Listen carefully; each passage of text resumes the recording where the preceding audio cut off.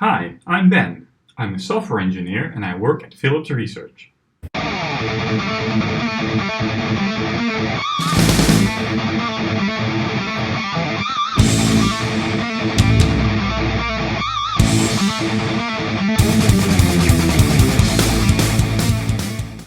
Some time ago, our software department began a new quality initiative. There was much talk about quality metrics like test coverage and code complexity, and some tools and processes were put into place to help measure and track quality. This makes sense, especially if you're in the business of potentially developing future medical systems, but also in general. If you want to improve at something, it's a good idea to measure whatever it is you want to improve. I was looking to help out, and I thought we should also see if we can provide our colleagues with a better understanding of the techniques of software engineering. That immediately got me excited, because I really like those topics. I think they're very interesting, and I want to talk about them. So that's what I'm going to do, and I figured, why not try and record that? Imagine the following scenario. It's a Friday afternoon just before a deadline, and there's a single bug in your code that's holding everything up. After some searching, you find the function where the error comes from, and you manage to solve it with a simple if check. Unfortunately, you didn't see that the function that you modified is being called from multiple places. Your if check solves the problem in one case, but causes trouble in the other cases. If you've been in the industry for any length of time, you're quite lucky if this sort of thing hasn't happened to you, and there's probably someone in your team who deserves a cookie or sugary treat of their choice. There is a method of programming called declarative programming that promises to reduce the chance of mistakes of this kind. The idea is to minimize the conditional flow in your functions. This makes your functions simpler and easier to read. Let's look at a simple example. Let's say there's one module that talks to one of two other modules depending on a condition. So, for example, if the user wants cheese, then we use the cheese provider, and otherwise we use the bacon provider. Without if statements, this could look something like this. We assume that there's two methods that are called whenever the user makes a choice. Then we select the chosen provider, and then later on we just simply call it. This particular method is called polymorphic dispatch, or dynamic dispatch. This looks simple enough, but how would it go for a slightly larger coding exercise? To find out, I attempted to solve the bowling kata. Now, some languages have better support for declarative programming than others, so let's not use one of those.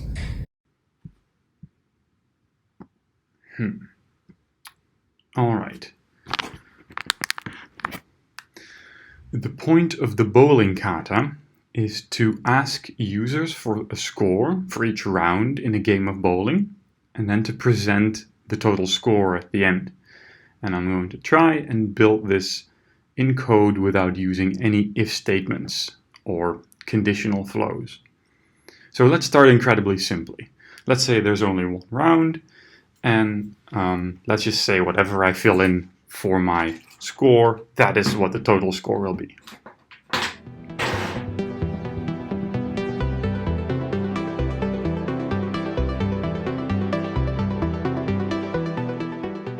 So this works. I can now say I can score 6, and that says total score 6. I can also score R.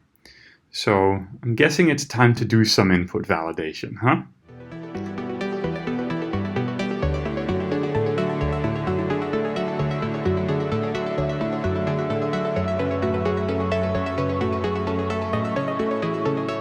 Okay, this is definitely going to throw an exception when I put in a non-number.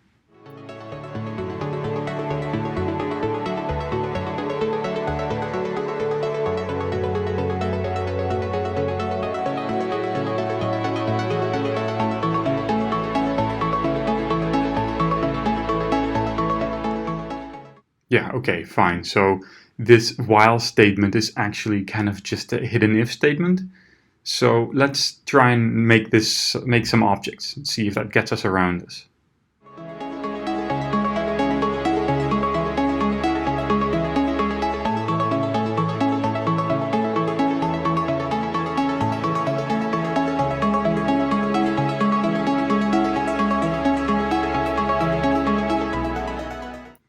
Let's say there's a score object and we build it from a string. No, wait, let's say there's a role. Let's say there's a role and it can give us a value. No, wait. Let's say there's two role objects, right? And there's a valid one and there's an invalid one. And we'll use the static method to construct either of them from an input string.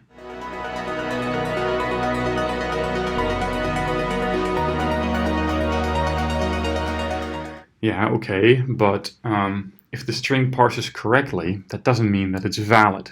We still need to check for the upper and lower limits, because you can't roll less than 0 and you can't roll more than 10. So I don't actually think there's a way to do this without an if statement. So just going to use an if statement right here.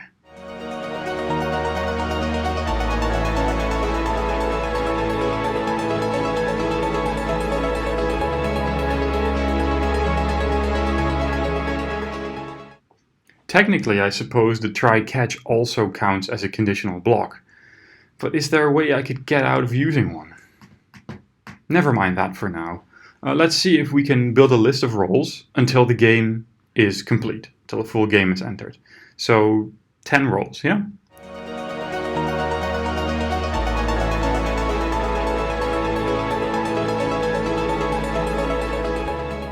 While the list is incomplete, we ask for more input. Oh, we have a while again.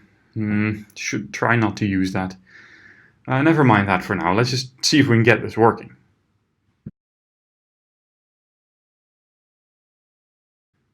We'll add a continue on method that lets the role add itself to the list. If it's a valid role, it will add itself, and if it's an invalid role, it will do nothing. This gets us out of having to if check what kind of role it is.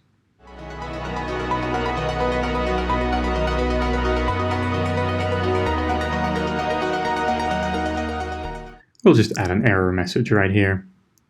Then for the total score, we'll just take the sum of all the rolls. In an actual game of bowling, the scoring works differently, but let's not worry about that for now.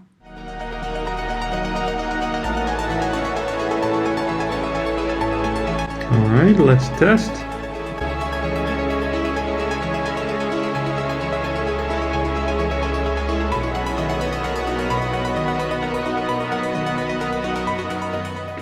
Yay, it works! Okay, let's try and reduce some more conditional blocks. Look at this! Instead of an if check for the upper and lower limits, we're using a regex. I don't really like this, because I don't really understand regexes, but that's not what bothers me most about this. It's the dictionary keys, right? So on the key true, we get a valid roll, and on the key false, we get an invalid one. I guess technically it's not a conditional flow, but it kind of feels like cheating. I get the idea though. The idea is that you don't check your data, you just specify what the output should be for any given input. So more like this, I guess. We've just sidestepped the entire string to int parsing, and the limit check is also gone. On the other hand, the try-catch block is back. Now, I'm not sure if I'm making things worse or better, so I guess it's time to call the experiment. Before we continue, there's another example we should look at. This method is called Coproducts. It makes use of some language extension tools that enable us to bring together two types and allows us to perform operations on the union. There are other methods for implementing declarative programming. We had a brief look at these first three. Here's some others, but this list is by no means complete. I'll add some links below. Looking back, I think that was a pretty fun challenge, and I can see how avoiding conditional flows can make your code bases better. I would say don't try and take it too far like I was trying to do in the example. It's still my opinion that quality code is code that other engineers can read and understand. So if using a conditional flow makes your code easier to understand, then by all means do so. On the other hand, if you notice that your code is becoming a little too iffy, then consider using some of these techniques. That's all I've got, so thanks for watching. I hope you enjoy this video. Please let me know if you have any suggestions for topics of upcoming videos, and let me know if you enjoy this content. Please also let me know if you didn't enjoy this content. Thanks for watching.